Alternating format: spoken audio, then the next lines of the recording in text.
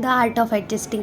Welcome to my channel, म्हणजेच welcome माझ्या सिरीजमध्ये गप्पा विथ भाग्यश्रीमध्ये. तर आजचा एपिसोड खूप छोट्या पण खोलवर गोष्टीवर आहे.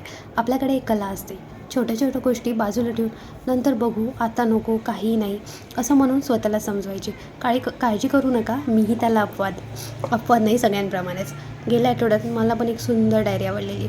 खूप दिवसांनी माझ्यासाठी पण काहीतरी हवं असं वाटलं, पण किंमत पाहिली आणि कपाळावरचं स्मित हास्य मिटूनच गेलं. माझ्या बजेट नाही ते काढून टाकलं.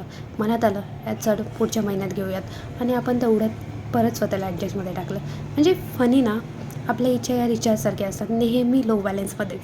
पण मला एक गोष्ट कळली आहे, मिडल क्लास असणं म्हणजे काही गरीब असणं नाही किंवा काही वाईट वाटणं. ते म्हणजे इच्छेपेक्षा कर्तव्य आधी असणं. आणि कधीकधी हीच गोष्ट आपल्याला मजबूत बनवते.